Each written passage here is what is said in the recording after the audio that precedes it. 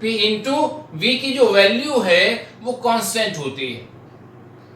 P और V की values अलग अलग हो सकती हैं कि P की वैल्यू अलग हो, V की वैल्यू अलग हो, किंतु P इंटू V की जो वैल्यू है वो K होगी, वो कांस्टेंट होगी। ठीक है।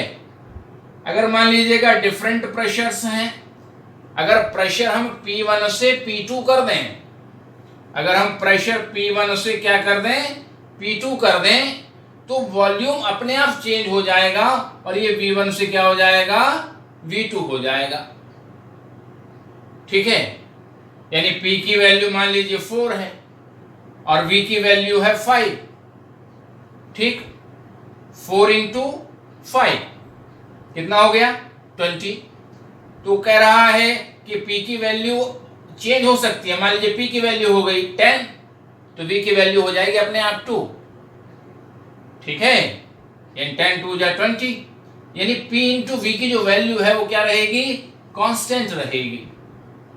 अगर P1 से P2 हो जाएगा प्रेशर, तो वॉल्यूम V1 से अपने आप क्या हो जाएगा, V2 हो जाएगा। और अगर आप वॉल्यूम चेंज करते हैं कि वॉल्यूम V1 से V2 कर दें, तो प्रेशर क्या होगा, प्रेशर P1 से P2 हो जाएगा उसी रेशियो में। ठीक है। एक ग्राफ के माध्यम से यदि हम प्रेशर और वॉल्यूम में ग्राफ प्लॉट करते हैं, तो इसके माध्यम से हम जो बॉयल्स लॉ है इसको इजीली समझ सकते हैं। देखिए, ये इस डायरेक्शन में प्रेशर इंक्रीज हो रहा है और इस डायरेक्शन में वॉल्यूम इंक्रीज हो रहा है। यानी किसी गैस की डेफिनेट अमाउंट के प्रेशर और V यानी वॉल्यूम में जब हम ग्राफ प्लॉट करते हैं तो ये कर्व्ड लाइन प्राप्त होती है। ठीक है। मान लीजिएगा गैस का अमाउंट है N1, नंबर ऑफ मोल है गैस के N1 और N2। ठीक है, एक कंडीशन में N1 है, दूसरे में N2 है, और टेम्परेचर क्या है, यहां T1 है और यहां T2 है। ठीक है। गैस के मोल है N1, टेम्परेचर है T1, गैस के मोल है N2, टेम्परेचर है T2। अब हम इसको देखें कि इस डायरेक्शन में तो इंक्रीज हो रहा है वॉल्यूम और इस डायरेक्शन में इंक्रीज हो रहा है प्रेशर। यदि मान लीजिएगा, देखिए वॉल्यूम यदि हम इंक्रीज कर दें, वॉल्यूम अगर इस टाइप को इंक्रीज कर रहे हैं तो प्रेशर लगातार डिक्रीज हो जाएगा। देखिए इसी कंडीशन में देख लीजिएगा, अगर वॉल्यूम यहां है मान लीजिएगा, तो प्रेशर यहां होगा। ठीक, क्लियर होगी बात। और अगर वॉल्यूम बढ़ गया, यानी वॉल्यूम अगर आप मान लीजिए यहां ले लें, तो वॉल्यूम क्या होगा, पीछे की तरफ तो डिक्रीज होगा। वॉल्यूम क्या होगा, पीछे की तरफ डिक्रीज होगा, तो प्रेशर इंक्रीज हो जाएगा। ठीक है। यानी कि अगर आप प्रेशर बढ़ा रहे हैं तो वॉल्यूम डिक्रीज हो रहा है, और अगर वॉल्यूम बढ़ा रहे हैं तो प्रेशर डिक्रीज हो रहा है। इसको हम यहां भी समझ सकते हैं। यहां हम V यानी वॉल्यूम और 1/P में यदि ग्राफ प्लॉट करते हैं तो एक स्ट्रेट लाइन हमें मिलती है। वो कह रहा है कि V जो वॉल्यूम है एट कांस्टेंट टेम्परेचर पर P के डायरेक्ट प्रोपोर्शनल नहीं है, 1/P के डायरेक्ट प्रोपोर्शनल है। देखें आप कि V और 1/P की जो वैल्यू है वो इंक्रीज हो रही है। ये इस डायरेक्शन में 1/P इंक्रीज हो रहा है, इस डायरेक्शन में भी इंक्रीज हो रहा है। तो यहां पे आप देख सकते हैं कि ये भी इंक्रीज हो रहा है, 1/P इंक्रीज हुआ तो V भी इंक्रीज हुआ।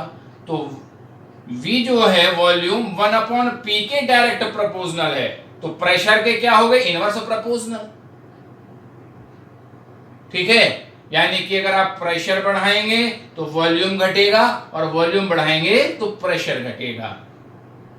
ठीक है। बस क्या शर्त है कि जो टेम्परेचर है वो कांस्टेंट होना चाहिए। तो कांस्टेंट टेम्परेचर पे किसी भी गैस के डेफिनेट अमाउंट का जो वॉल्यूम है वो इनवर्सली प्रोपोर्शनल होता है प्रेशर के। ठीक है। ये साधारण सा नियम है जिसे आप कहते हैं वॉयल्स का नियम। ठीक है, क्लियर हो गई यहां तक बात।